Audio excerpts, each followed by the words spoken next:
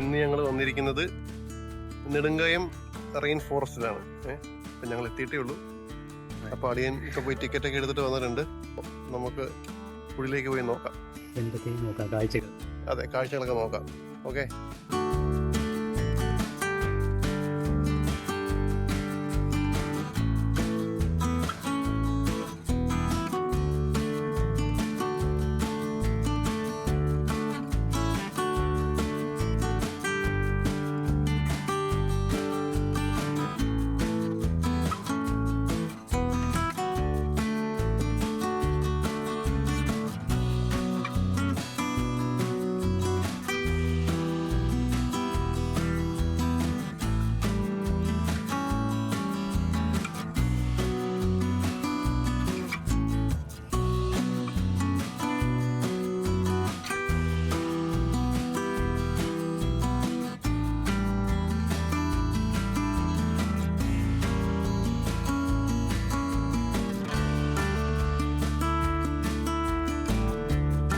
Guys, എന്തായാലും ഇത് അതിഭയങ്കരമായിട്ടൊരു കാടാണ് കേട്ടോ. അതെ, ഭീകരം, അതിഭീകരമാണ്. ആ കാടിന്റെ നടുവിലാണ് ഇപ്പൊ. അതെ അതെ, കണ്ടോ, നല്ല വൈബാണ്. പക്ഷെ ഇവിടെ നമുക്ക് ട്രാവൽ ചെയ്യാനായിട്ടെ. ഇപ്പം സമയം എത്രയായി? 1 മണി കഴിഞ്ഞു. പക്ഷെ ഇവിടെ ഇപ്പോഴേ ചെറിയൊരു ഇരുട്ട് പോലൊക്കെ ആയിട്ടുണ്ട്. ഇവിടെ സത്യം പറഞ്ഞാൽ നോ പാർക്കിംഗ് എന്നുള്ള ബോർഡൊക്കെ വെച്ചിട്ടുണ്ട്. കാരണം ഇവിടെ അങ്ങനെ ഇറങ്ങാൻ പാടില്ല എന്നുള്ളതാണ്. പക്ഷെ ഞങ്ങളിങ്ങനെ ഇറങ്ങിപ്പോയി ഈ സൗന്ദര്യമെല്ലാം കണ്ടു കഴിഞ്ഞപ്പോഴത്തേക്കും. എന്തായാലും മുന്നോട്ട് പോയി നോക്കാം.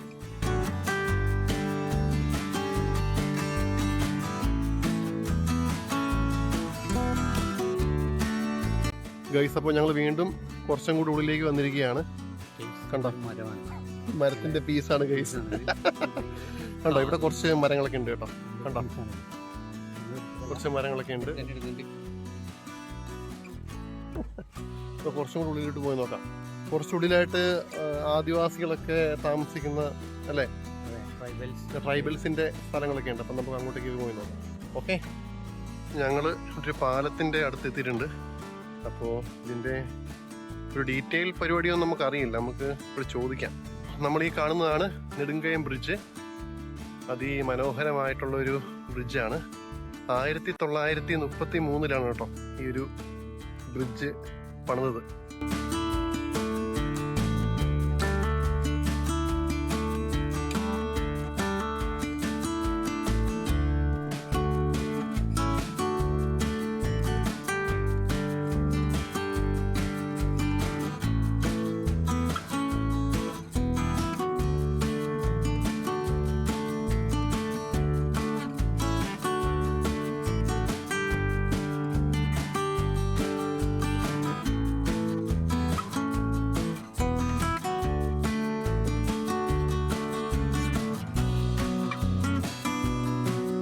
ഗൈസ്, അപ്പോൾ ഞങ്ങൾ ആ പാലം കഴിഞ്ഞിട്ട് കുറച്ചും കൂടെ മുന്നിലേക്ക് വന്നിരിക്കുകയാണ്. നല്ല രസമുണ്ട് കേട്ടോ അവിടെ. അടിപൊളിയാണ്. വിജനമായ പാത.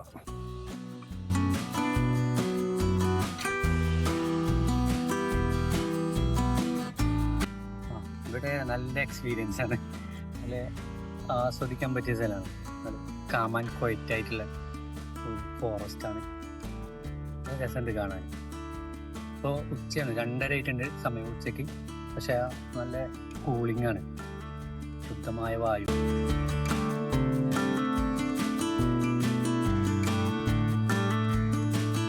ഈ കാണുന്നതാണ് ഡോസൺ ടോംബ്. ഇവിടുത്തെ ഒരു എഞ്ചിനീയർ ആയിരുന്നു, ഒരു ബ്രിട്ടീഷ് എഞ്ചിനീയർ ആയിരുന്നു, മിസ്റ്റർ ES ഡോസൺ എന്ന് പറഞ്ഞിട്ടുള്ള ആള്.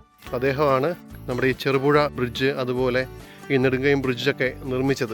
മെയിനായിട്ട് നമ്മുടെ ഈ മരങ്ങളില്ലേ, അതൊക്കെ വെട്ടി ട്രാൻസ്പോർട്ടേഷന് വേണ്ടിയിട്ടാണ് ഈ ബ്രിഡ്ജുകളൊക്കെ നിർമ്മിച്ചത് കേട്ടോ. അപ്പോൾ ഈ കാണുന്നതാണ് നമ്മുടെ ES ഡോസൺ എന്ന് പറഞ്ഞിട്ടുള്ള എഞ്ചിനീയർ. ഈ കാണുന്നതാണ് കേട്ടോ ടോംബ്, അതായത് ശവകുടീരം. ഇത് അദ്ദേഹത്തിൻ്റെ ഫേവറേറ്റ് പ്ലേസ് ആയിരുന്നു. അപ്പോൾ ഇവിടെ തന്നെ ആണ് സംസ്കാരമൊക്കെ നടത്തിയിരിക്കുന്നത്. മരിച്ചത് എങ്ങനെയാണെന്ന് വെച്ച് കഴിഞ്ഞാൽ, ഇവിടെ നെടുങ്കയം താഴെ പുഴയുണ്ട്, നീന്താൻ ഇറങ്ങിയാണ്. അപ്പോൾ അങ്ങനെ ആണ് മരിക്കുന്നത്.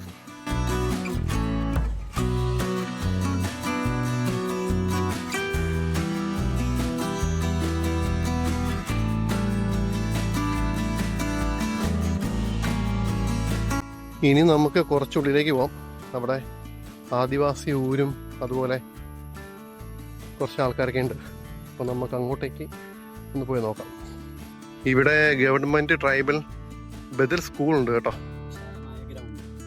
അതെ അതെ, അതിവിശാലമായിട്ടുള്ള ഗ്രൗണ്ട് ഉണ്ട് പിള്ളേർക്ക് കളിക്കാനായിട്ട്. അടിപൊളി.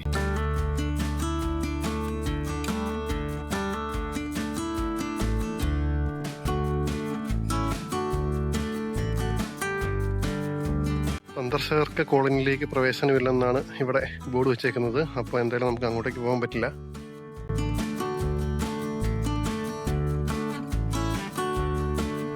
നമ്മൾ ഈ കാണുന്നത് ഒരു ആനപ്പന്തിയാണ്. അതായത് ആനകളെ മെരുക്കാൻ വേണ്ടിയിട്ട് നിർമ്മിച്ചേക്കുന്ന ഒരു സംഭവമാണ് കേട്ടോ ഇത്. ഇതിൽ ഒരേ സമയം 3 ആനകളെ വരെ നിർത്തിയിട്ട് അങ്ങനെ പ്രാക്ടീസ് ചെയ്യിക്കാൻ പറ്റുന്ന രീതിയിലാണ് ഇതിൻ്റെ നിർമ്മിതിയൊക്കെ. 1935 ഈ ഒരു ആനപ്പന്തി ഇവിടെ നിർമ്മിച്ചത് കേട്ടോ. ആദ്യം ഏകദേശം ഒരു 5ഓളം ഉണ്ടായിരുന്നു. ഇപ്പം ഇത് മാത്രമുള്ള അവശേഷിക്കുന്നത്. 1935 ഇത് സ്റ്റാർട്ട് ചെയ്യുമ്പോൾ ഏകദേശം 41 ആനകൾ ഇവിടെ ഉണ്ടായിരുന്നു എന്നാണ് കേട്ടോ. പിന്നെ അത് ചുരുങ്ങി അങ്ങനെ കുറഞ്ഞു. അതുപോലെ തന്നെ ഇവിടെ മെരുക്കിയിരുന്ന ആനകൾ എന്ന് പറഞ്ഞാൽ കേരളത്തിൻ്റെ വിവിധതരം സ്ഥലങ്ങളിൽ നിന്ന് വാരിക്കുഴിയൊക്കെ വെച്ച് പിടിക്കൂലേ, അപ്പം അങ്ങനെ കൊണ്ട് വന്നിരുന്ന ആനകളെയാണ് ഇവിടെ മെരുക്കിയിരുന്നത്. ഇപ്പം ഇത് മാത്രമേ അവശേഷിക്കുന്നുള്ളൂ. ഈ ഒരു ആനപ്പന്തി മാത്രമേ അവശേഷിക്കുന്നുള്ളൂ. ഇപ്പോൾ അത്യാവശ്യം നല്ല വെയിലായിട്ടുണ്ട്, ക്ഷീണിച്ചു. അപ്പം ഞങ്ങൾ കുറച്ചവിടെ നടന്നു, ആനപ്പന്തിയെ കണ്ടു.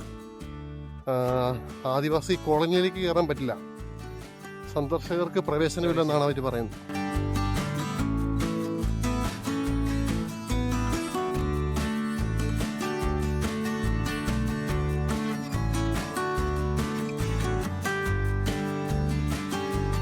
അതുപോലെ തന്നെ ഇവിടെ വരുന്ന സന്ദർശകർ മെയിനായിട്ട് ശ്രദ്ധിക്കേണ്ട ഒരു കാര്യമാണ്, ഒരിക്കലും നമ്മൾ താഴെ കാണുന്ന പുഴയിൽ ഇറങ്ങരുത്.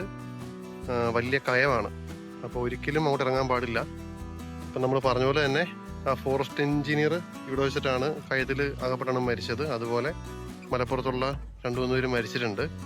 അപ്പോൾ അതുകൊണ്ട് വരുന്ന സന്ദർശകർ ഈ കാര്യം പരമാവധി ശ്രദ്ധിക്കുക. ആരും തന്നെ പുഴയിൽ ഇറങ്ങരുത് കേട്ടോ. ഗൈസ്, നമ്മൾ ഇപ്പോൾ കാണുന്നതാണ് ഇൻസ്പെക്ഷൻ ബംഗ്ലാവ്. അപ്പം നമുക്കകത്തേക്ക് എൻട്രി ഉണ്ടോ എന്ന് ചോദിച്ചു കഴിഞ്ഞാൽ കയറി കാണാം എന്നാണ് പറഞ്ഞത്. അതിൻ്റെ അകത്തേക്ക് കയറാൻ പറ്റില്ല, വെളിയിൽ നിന്നിട്ട് ഇത് കാണാം. ഇതാണ് ഗൈസ് ഇൻസ്പെക്ഷൻ ബംഗ്ലാവ്. വൈബല്ലേ? ഈ ബംഗ്ലാവിൻ്റെ ഈ ഒരു കോമ്പൗണ്ടിൽ കയറി കഴിഞ്ഞാൽ അടിപൊളിയാട്ടോ, നല്ല രസമാണ്. ഒരുപാട് മരങ്ങളും നല്ല വൈബാണ് കേട്ടോ. നമുക്കിവിടെയൊക്കെ ഒന്ന് സ്റ്റേ ചെയ്താൽ കൊള്ളാൻ തോന്നും, പക്ഷെ പറ്റില്ല. ഇങ്ങനെ പുറമേ നിന്ന് ഇങ്ങനെ കണ്ട് ആസ്വദിക്കാനേ പറ്റുള്ളൂ. ഓക്കെ, അതിന് അടിപൊളിയാട്ടോ, നല്ലൊരു വൈബ്. നൈറ്റൊക്കെ ആയി കഴിഞ്ഞാൽ ഒരു ഹൊറർ ഫീൽ ഉണ്ടാവും ഇവിടെ, ഉറപ്പാണ്.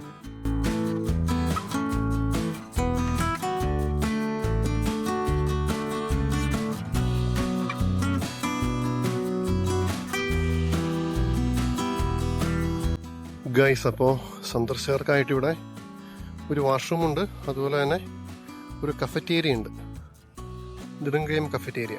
ഓക്കെ, അപ്പം നമുക്ക് പോയി നോക്കാം എന്തൊക്കെയുണ്ട് എന്നുള്ളത്.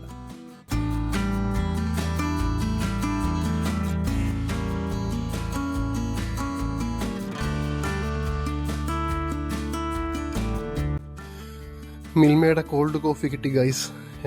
നല്ല ചില്ലാണ്. അപ്പോൾ ഇതൊന്ന് അടിച്ചു നോക്കാം. ഓക്കെ, അതുപോലെ തന്നെ റീഫ്രഷ് ആവാൻ വേണ്ടിയിട്ട് 2 റീഫ്രഷും ഞങ്ങൾ വാങ്ങി. അപ്പോൾ ഇതൊക്കെ അകത്താകട്ടെ. ആണോ? ഞാൻ പൊട്ടിച്ചുതരാം. എങ്ങനെയുണ്ടളിയാ? ആണോ ഗൈസ്? അപ്പോൾ നമ്മൾ ഇന്നത്തെ പരിപാടികളൊക്കെ സമാപിക്കുകയാണ്.